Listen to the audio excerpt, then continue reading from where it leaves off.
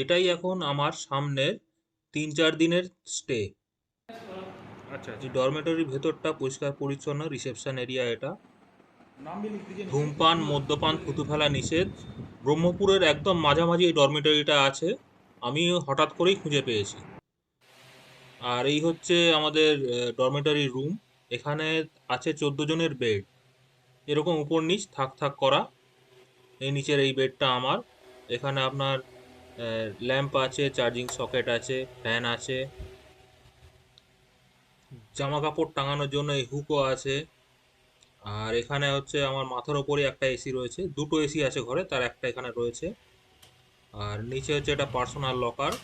এখানে বেশ বড় লকার, আপনি ব্যাগপত্র সবই ধরে যাবে, চাবি দেওয়ার আছে। আর এই লকারটা হচ্ছে ওপরের জন্য, ওপরে যে থাকবে তার।